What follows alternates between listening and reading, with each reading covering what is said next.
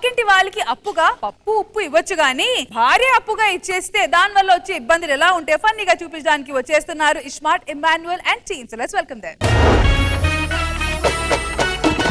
చిలక చందన పట్టు చీరే కట్టిందోయ్, చిలిపి చకిలి మీద సిగ్గే పుట్టిందోయ్. నమస్తే సార్. నమస్తే. నమస్తే మేడం. భార్య అంటే భర్తలో సగం అంటారు కదా, కానీ ఇక్కడ రివర్స్, భర్తే సగం అన్నమాట. అది సగం అయితే పర్లేదు, సగం సగం వండుకుని ఉంటే ప్రాబ్లం లేదు. అసలు నాకు ఒక డౌట్, చెప్పు. క్రికెట్ లో ఇంపాక్ట్ ప్లేయర్ అని ఒకడు ఉంటాడంట. అవును. రియల్ లైఫ్ లో కూడా అలా ఉంటే ఎంత బాగుండు. సరే గాని నాకు ఫుల్ ఆకలిస్తా ఉంది, పోయి అన్నం పట్టుకోరాబో. ఎప్పుడు నేనే పెట్టాలా? ఇప్పుడు మీరు పెట్టుకొని తినండి. పెట్టుకోరాబో.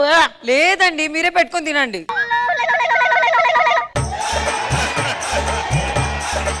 ఆ ఎదురింటి అజార్ గాడు మీరు వెళ్ళిపోయిన తర్వాత నా దోలా చూస్తున్నాడు. అజార్ రారా బయటికి. నేను లేనప్పుడు నా భార్యను చూస్తున్నామంట. చూస్తే తప్పే ఉందండి. ముళ్ళొచ్చి ఆకు మీద పడ్డా, ఆకొచ్చి ముళ్ళ మీద పడ్డా, ముళ్ళుకే నష్టం. ఇంకోసారి నా భార్యను చూసావనుకో, నిన్ను నరికి పోగులు పెట్టి చంపేసి 10వ రోజు నీ దినం చేస్తా. 10 కాదు 11 రోజులకి చేస్తారు. 10వ రోజుకే చేస్తాను. పోయి నీకు అవసరమా? ఇంకోసారి చూసావనుకో చంపేస్తా అంటే చెప్తున్నా. ఫోన్ వస్తుంది. హలో, అవునా? అయ్యో, ఓ షిట్.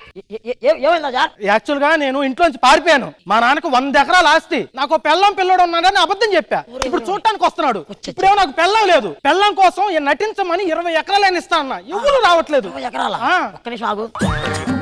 ఒక రోజు అంట పక్కింటి అజారులా చెప్పేది ఫస్ట్. ఒక్క రోజంట పక్కింటి అజార్ గాడికి పిల్లంలో నటిస్తే ఆగు 20 ఎకరాలు మనకు వస్తాయి. అయితే 2 రోజులు 2 రోజులు అంటే వాడు సొంతం అవుతావు నువ్వు. సరేగానే చెప్పేది నువ్వు పద్ధతి గల భార్యలాగా నటించడం వచ్చా? ఇప్పుడు నటిస్తున్నాను అలాగే. సెట్ చేసా. మీరు చేసా ఏమనుకున్నావా? Thanks uncle. 20 ఎకరాలు కదా. Okay right. సరే గాని ఇప్పుడు నా కొడుకు కావాలి. ఎలాగా అర్జెంట్ గా కొడుకు ఎలా కావాలి? కనేద్దాం.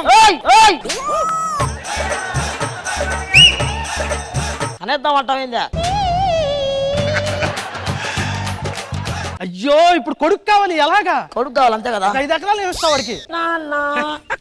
నాన్న కొడుక అయితే నీకు ఒక 5 ఇస్తారా? నాకు 5 ఎకరాలు కావాలా? అయ్యో, మా నాన్న వచ్చే టైం అయింది. వస్తున్నాడు.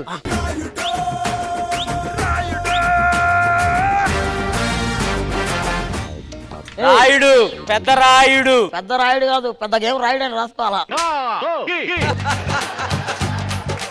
మా ఊర్లో అందరు నన్ను ఏమంటారు తెలుసా? ఏమంటారు? పెద్ద రాయుడు అంటారు. తక్కువ పోతే వీడియో కూడా అంటారా? వడరా నువ్వు. నన్ను కొడతావా? మా నాన్న చెప్తా. నాన్న చెప్పుకో. నన్ను కొడుతున్నాను నాన్న.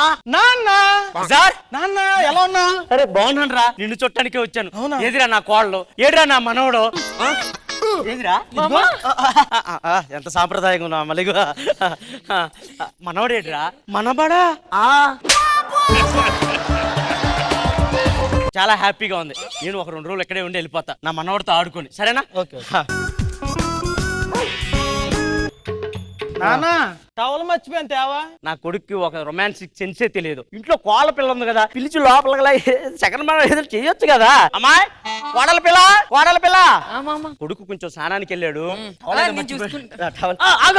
నేను ఇస్తా. అన్నా, నువ్వు ఇవ్వకూడదు. నేను ఇస్తా. ఇవ్వకూడదు.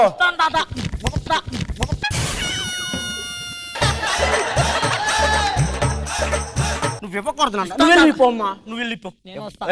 ఆడికి వెళ్ళేది వద్దని చెప్పానా? లేదు, నేను కూడా పోతా. కాలు జారి లోపలికి వెళ్ళిపోయింది. కాలు జారి పోలా, నువ్వే దోసావు.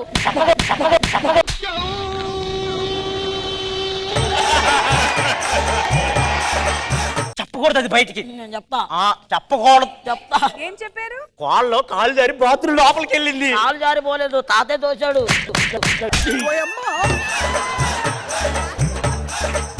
తాత నీ చెప్పడం మర్చిపోయా, అమ్మకి చల్లీలు అంటే పడవు. పడతేలే పడవు తాత. లోపల వేడి నీళ్ళు ఉంటాయిరా. ఏడా హీటర్ కూడా లేదు. ఉంటుందరా. అమ్మా అమ్మా తీయమ్మా. వచ్చేలే రా అని చెప్పా కదా, వినాలి కదా. పో లోపల పో. పోదాం. పోయి ఆడుకోపో ఫ్రెండ్స్ తో. ఎప్పుడు ఒక్కడికే కాదురా, ఇంకొకరిని కూడా ప్లాన్ చేయండి. వయసులో ఉన్నప్పుడే చేయాలి ఇలాంటివన్నీ. కోళ్ళ పిల్లలు వాళ్ళు ప్లాన్ చేసేది మనమే చేద్దాం. మంచం వేసి దుప్పట్టేసి మల్లె పూలు జల్లాను రారా రారా. టింగ్, టింగ్. అబ్బా, ఏం చేస్తున్నావు తాత? ఈరోజు ఏందో తెలుసా? ఏం తాత? మీ అమ్మా నాన్నకి శోభనం.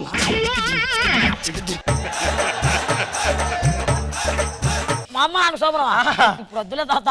ఏయ్, అలా అనకూడదు. నువ్వు ఒక్కడే ఆడుకుంటున్నావు కదా రోజు. అవును. మరి ఇంకొకటి కావాలి కదా తమ్ముడు. వద్దులే తాత. తమ్ముడు కావాలా వద్దా? వద్దు. కావాలా వద్దు. కావాలా వద్దా? అజార్ అజార్ నానా నాన్న ఈరోజు మీ ఇద్దరు లోపల పడుకోండి, మనం నేను ఆడిస్తాను సరేనా? ఎందుకులే నాన్న ఇవన్నీ? ఏయ్ పద. తాత పో. నేను కూడా పడుకుంటా తాత. వద్దు నాన్న. నేను కూడా పడుకుంటా తాత. పెద్దోళ్ళ మధ్యలో చిన్నపిల్లలు పడుకోవచ్చా? నువ్వేది క్యారెక్టర్ సినిమాలో అయిపోతున్నావా తాత? నేను కూడా పడుకుంటా వద్దు తాత. నాన్న. నేను కూడా పడుకుంటా తాత. లోపల ఫ్యాన్ ఉండదురా, ఒక్కపోతుంది. లేదు తాత, నాకు ఫ్యాన్ లేకపోయినా పర్లా.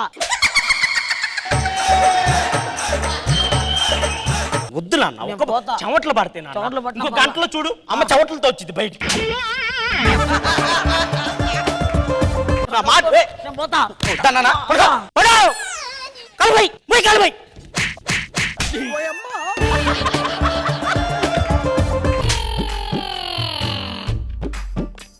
ఈ ముసలోడు పడుకున్నట్టున్నాడు, పోయి వాళ్ళు ఏం చేస్తున్నారు చూస్తా.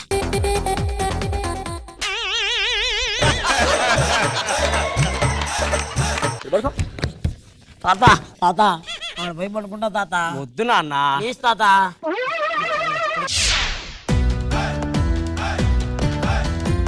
ఇలాగే హ్యాపీగా ఉండండి జీవితాంతం. కోడల్ని మనవన్ని తీసుకొని ఊరొస్తే అక్కడే నీ ఆస్తి మొత్తం రాపిచ్చేస్తాను. మనవన్ని నా దగ్గర ఉంచి చదివిస్తాను, ఓకేనా? బాయ్ నాన్న, జాగ్రత్తగా వెళ్ళు.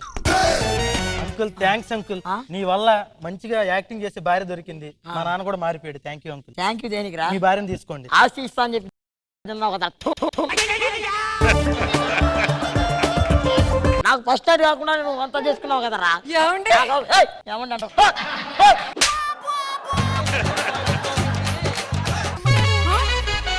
చాకులాంటి పిల్లాడే ఎంత షార్పుగున్నాడే.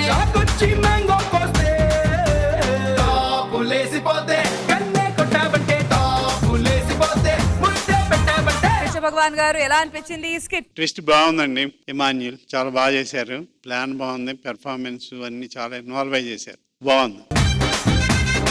ఖుష్బు గారు డెమో స్కిట్ బాగుంది, అందరూ బాగా పర్ఫామ్ చేశారు.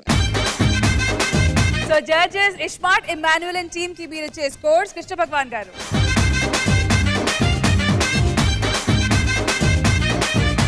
ఇస్మార్ట్ ఇమాన్యుయల్ అండ్ టీమ్ కి జడ్జెస్ ఇచ్చే స్కోర్స్ 18 out of 20.